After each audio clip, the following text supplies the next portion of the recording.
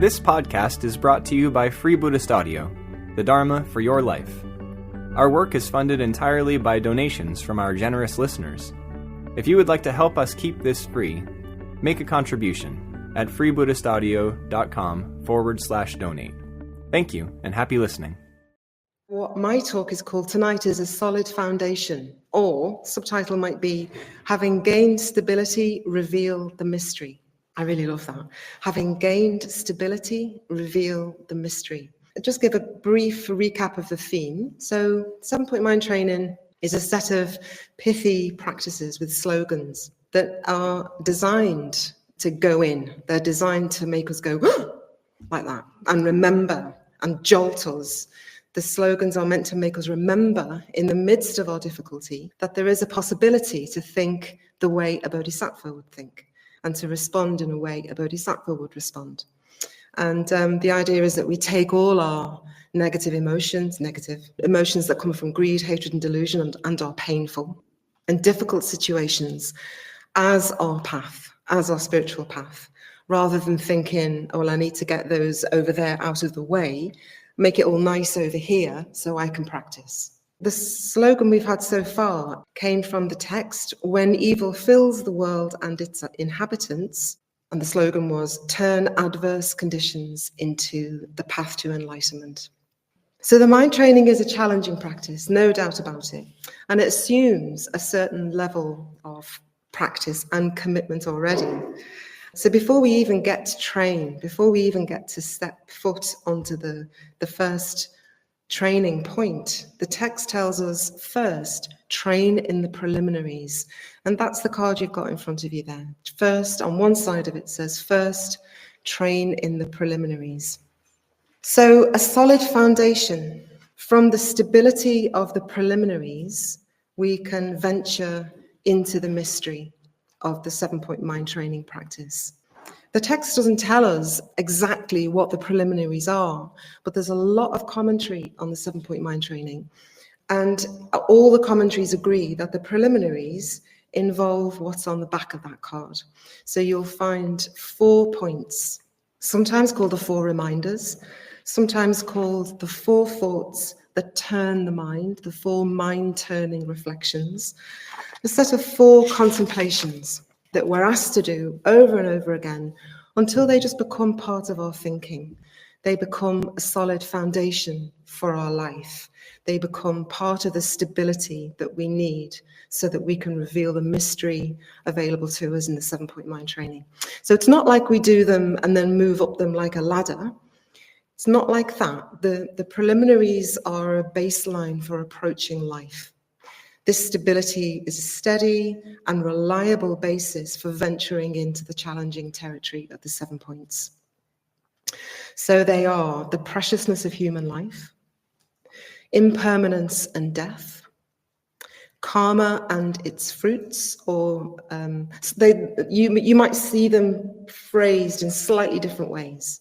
So you might see the reality of the law of karma, instead of that, and the defects of samsara, or you might see something like no happiness in samsara. But the 4 points might be rephrased a little bit, but as they're written on the card, that's good. So I'm just going to read you this poem that is written, that people who've been around a while will recognize instantly, and it's the poem by Tsongkhapa.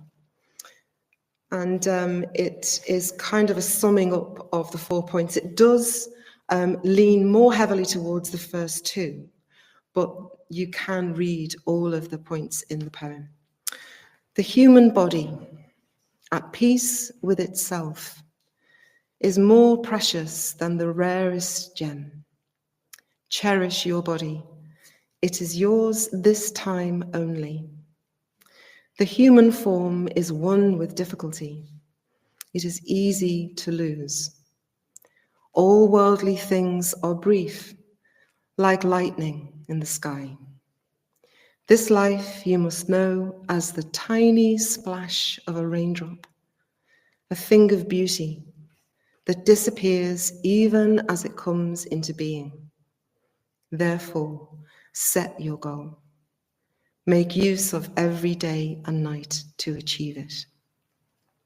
So what I'm going to do is I love learning things by heart. I think it's a really good practice, and it's knowing chunks of Dharma off by heart is very helpful, I think. And that's going to be my challenge for the 7-point mind training, is to learn this poem by heart. And I'd suggest it would be a nice thing to do, to be able to have that in your being, so you can just, in moments of challenge, just bring that to mind. It's a very beautiful reminder. So they come in pairs. The 4 reminders come in pairs. The first 2 go together, and the second 2 go together. And you can kind of think of them like that interchangeably. They're not in order of priority, but they go together like that.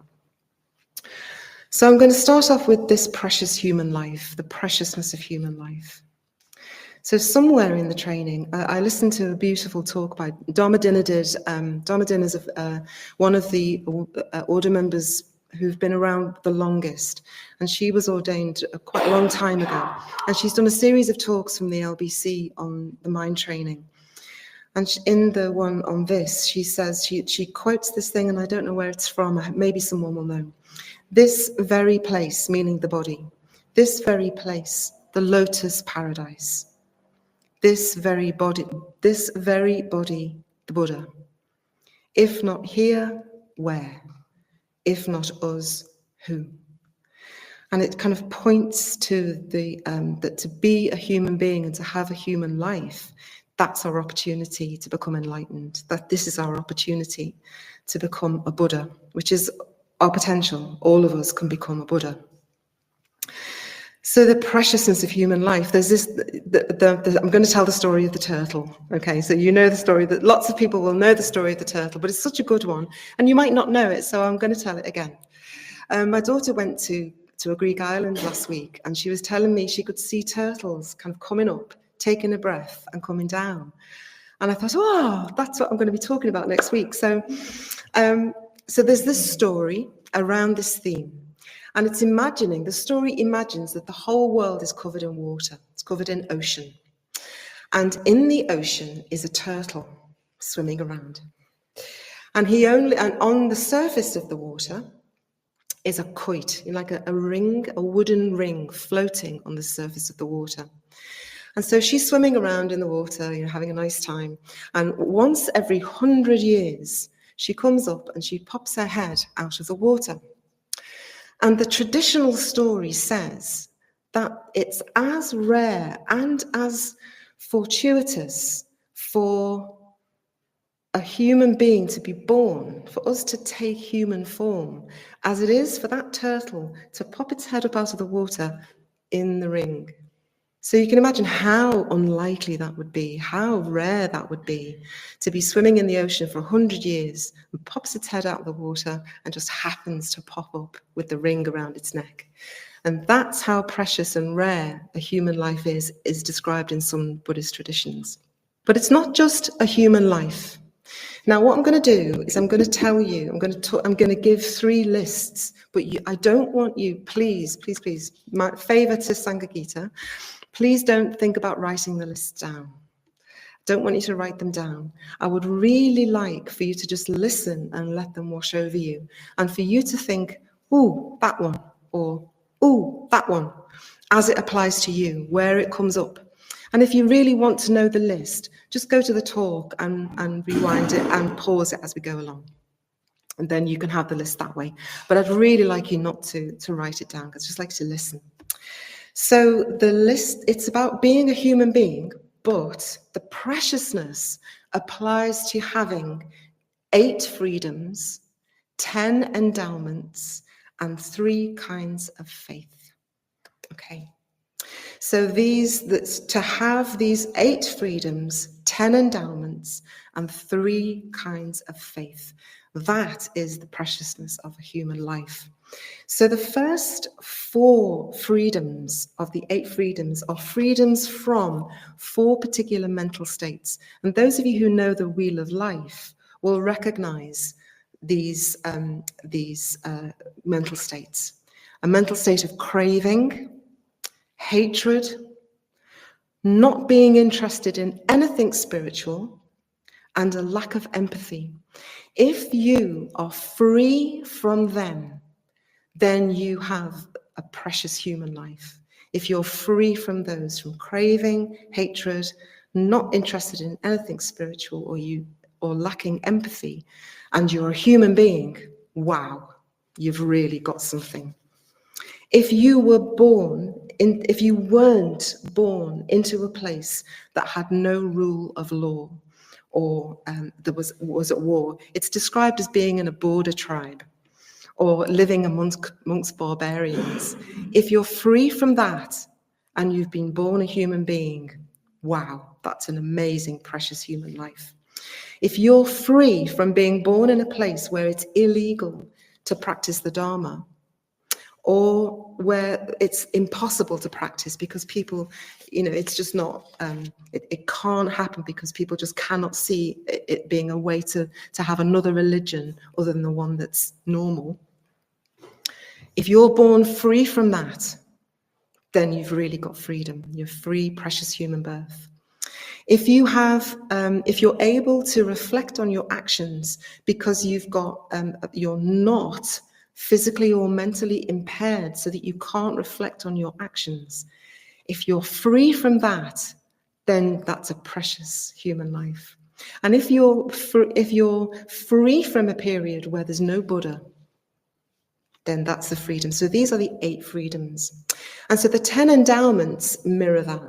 So in a way, it's saying they're the things that you're free from, and now these are the things that you have. If you have these things, it's a precious human life, that you're born a human being, that you're born in a country where you can practice, that you have physical and mental health so that you can reflect on your actions. You haven't done terrible things in your past that weigh you down so you can't move on. You have the capacity for faith. You're born in the time of a Buddha. You're born when the Dharma is taught. The Dharma is still alive.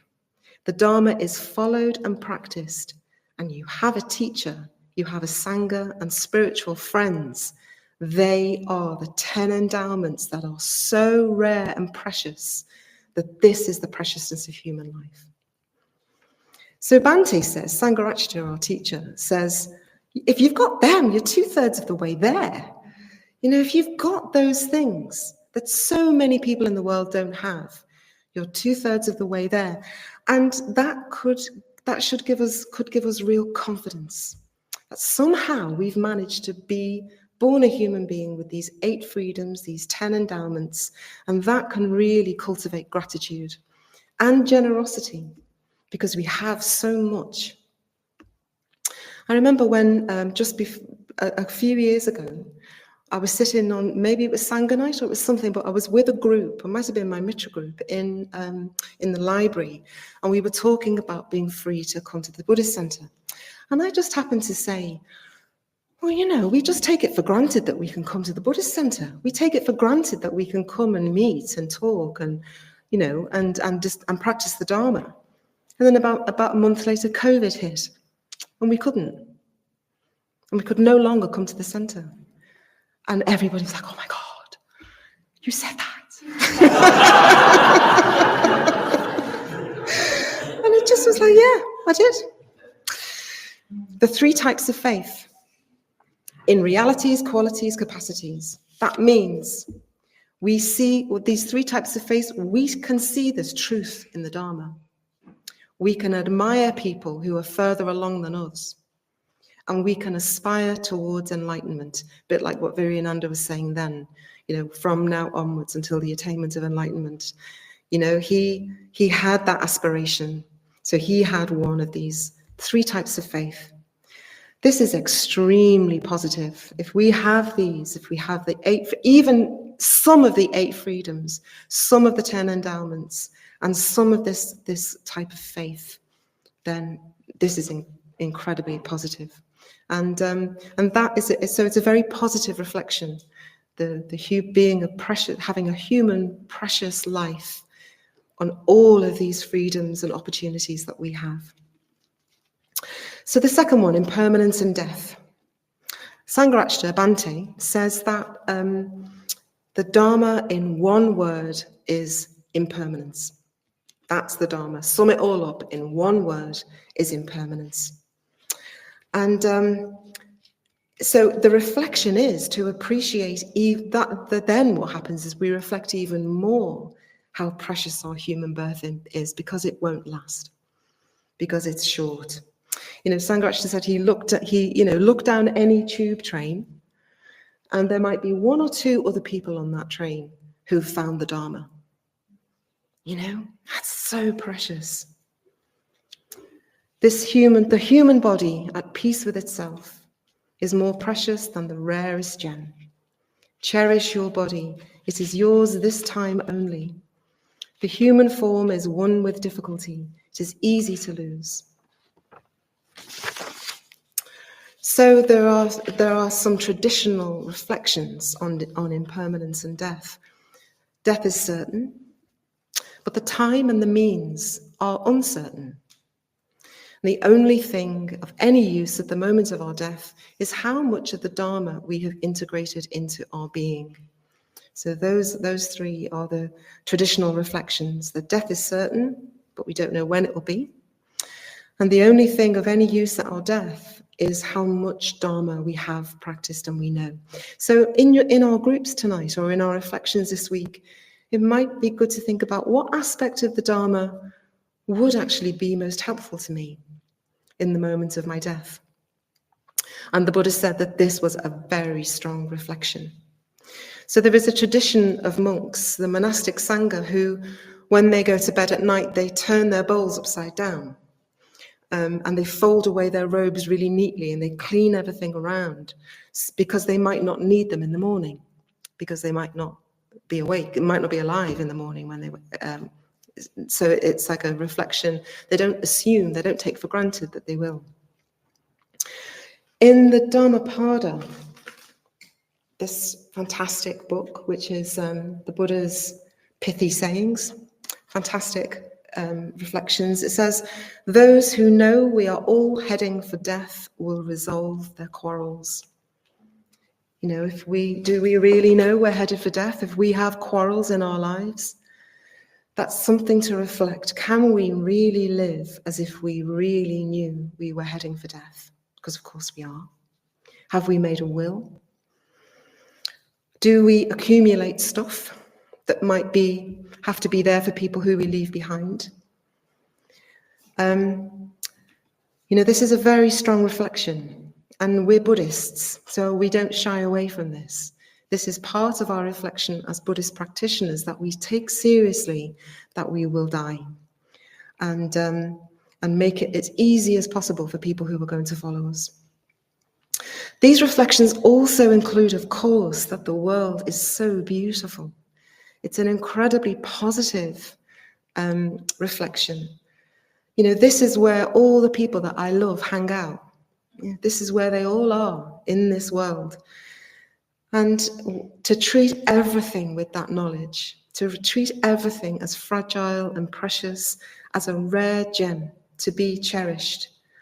It's a very positive reflection. And I heard this quotation over 20 years ago, I think. And it's really stayed with me for years and years and years. Some of you will know it. You might have heard of a playwright called Dennis Potter. And when he was dying, he died quite young. He did an interview. And in that interview, he talked about how his relationship with the world had changed since he knew he was dying. And I'm just going to read what he said. He said it was spring. And he said, at this season, the blossom is out in full now, there in the west early. It's a plum tree. It looks like apple blossom, but it's white. Looking at it, instead of saying, "Oh, that's nice blossom," last week, looking at it through the window when I'm writing, I see it as the whitest, frothiest, blossomest blossom that there ever could be, and I can see it. Things are both more trivial than they ever were and more important than they ever were. And the difference between the trivial and the important doesn't seem to matter. But the nowness of everything is absolutely wondrous. And if people could see that, there's no way of telling it. You have to experience it, but the glory of it, if you like, the comfort of it, the reassurance, not that I'm interested in reassuring people, bugger that, said Dennis Potter. The fact is, if you see the present tense, boy, do you see it. And boy, can you celebrate it. So that, in a way, is the mind-turning reflections of impermanence and death and the preciousness of human life. So those two go together. The second two, no happiness in samsara, the defects of samsara. I'll just explain a bit about that. Samsara isn't a place, it's an approach to life. So approaching life in this way is where we make our happiness depend on getting what we want. We make our happiness depend on not getting what we don't want, organizing the outside world to our liking. And this isn't going to last. It's just not going to work. It's not going to last, even if it did for a little bit, it's not going to last for long. There's no lasting happiness in seeing the world that way. And so this is what it means, no happiness in samsara. And it's highlighting the defects of seeing the world like that. That's what this is about. So that approach to life can't bring happiness. And, we say on the intro course, don't we, that happiness comes from inside. And we can't help seeing the world like this. We're wired like that. We can't help it.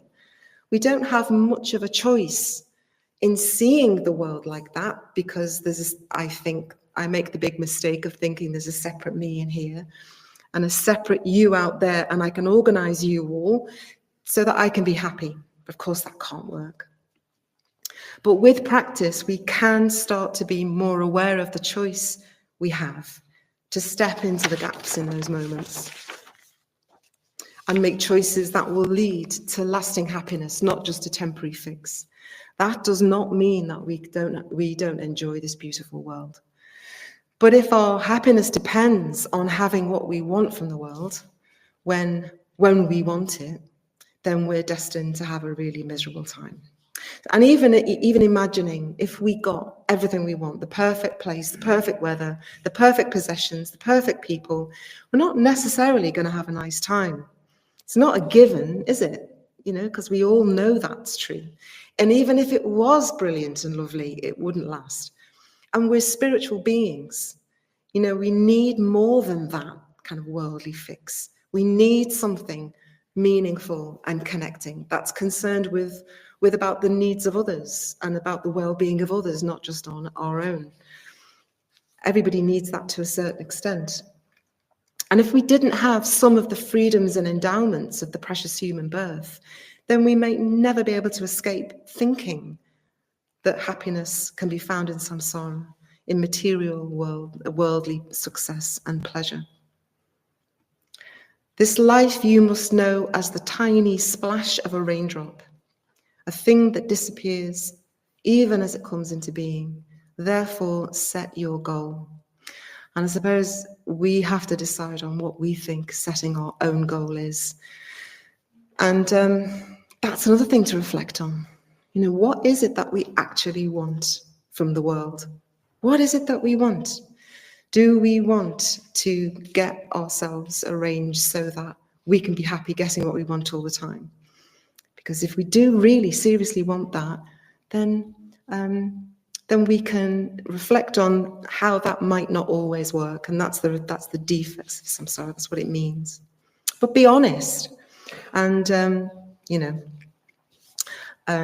we can see how they fit together. We can see how, even if you could arrange the world to fit your own desires, before you know it, like lightning in the sky, it's over.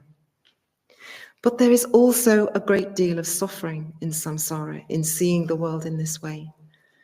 And we try so hard to avoid the suffering by trying to arrange everything so that we avoid suffering, but it doesn't work. Somebody once said, the spiritual life is easy if we don't mind what happens. I think that's really true.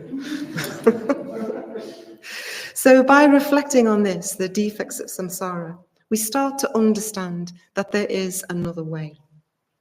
We start to turn away from samsara and begin to reflect, my intentional actions matter. What I do matters, because that will create how I am in the future, how I can benefit myself and benefit others through my actions of body, speech, and mind.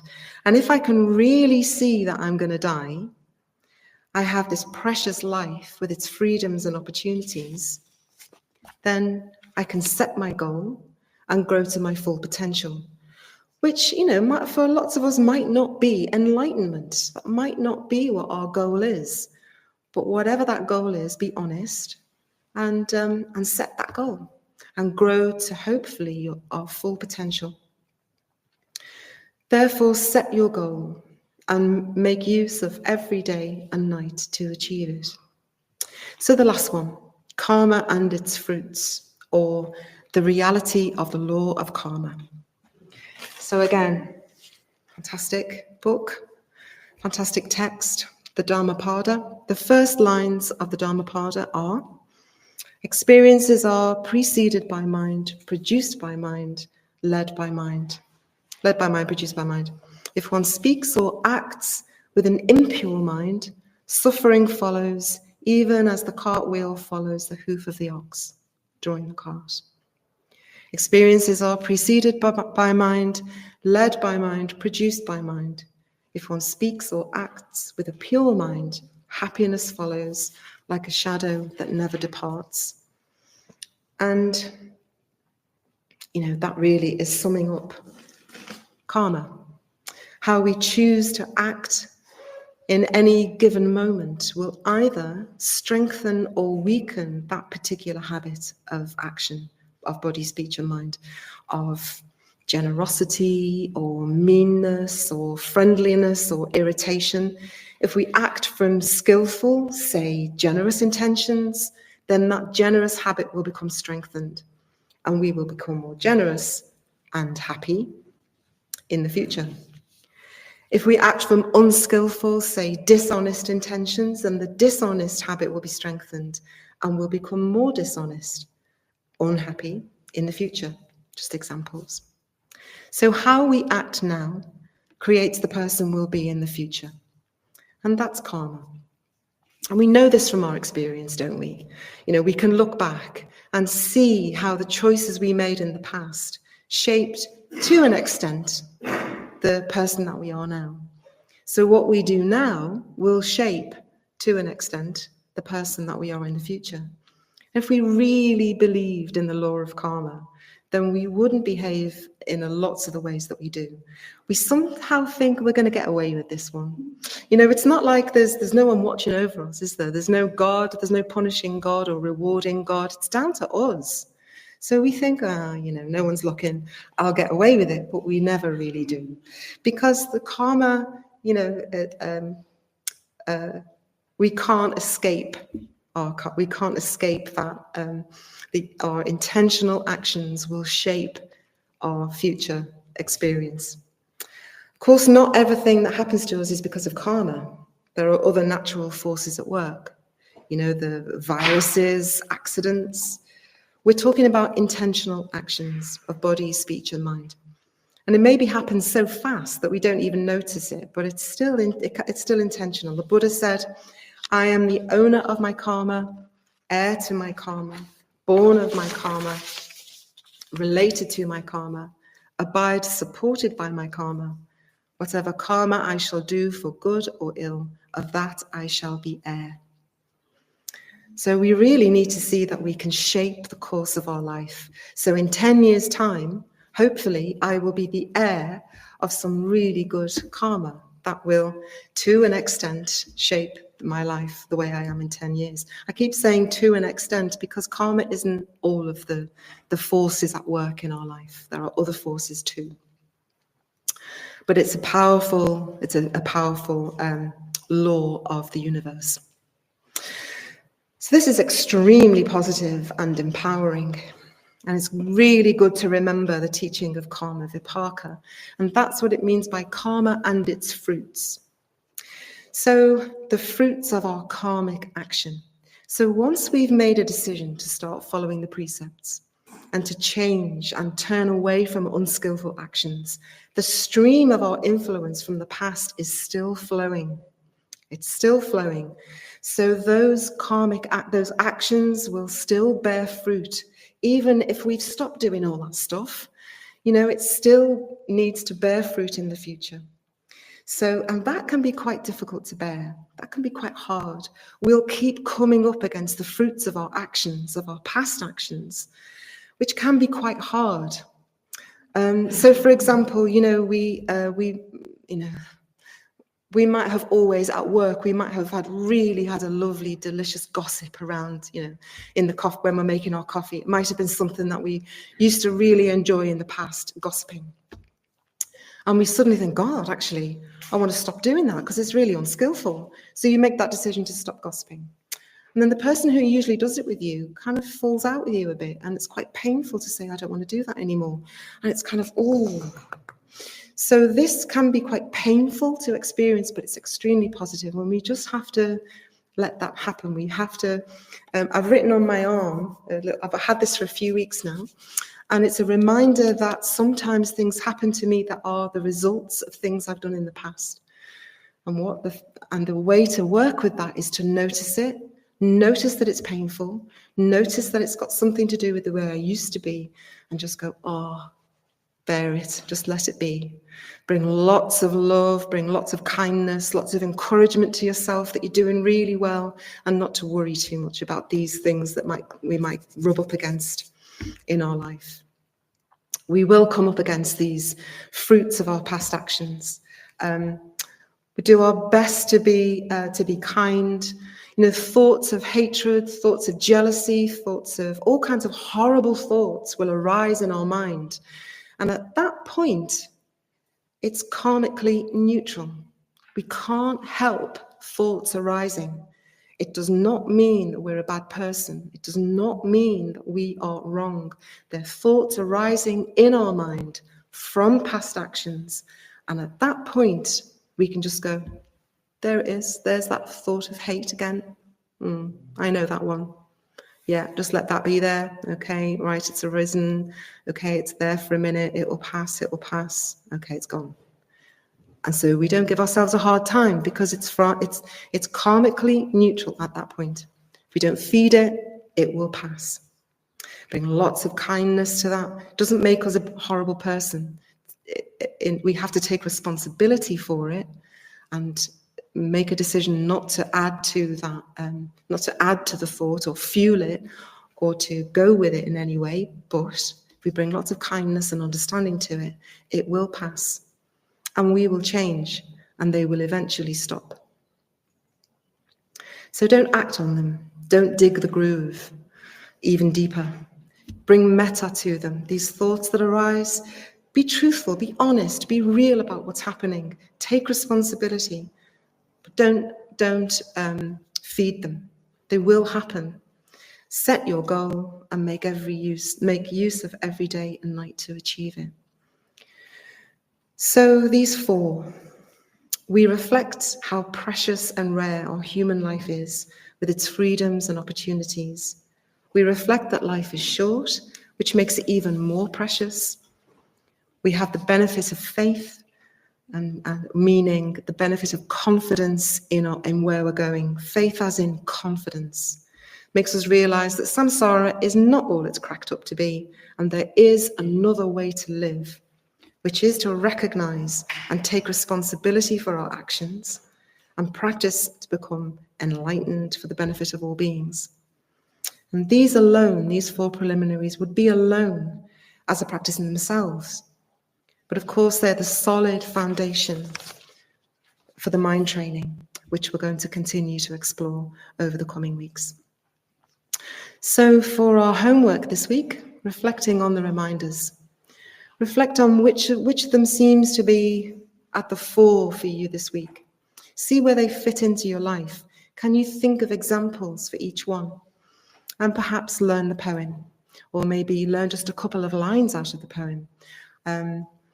If you Google a couple of lines, say for example, the human body at peace with itself. If you Google that, it'll come up and you'll be able to find it online. Yeah, so that's my talk. We hope you enjoyed this week's podcast. Please help us keep this free. Make a contribution at freebuddhistaudio.com/donate. And thank you.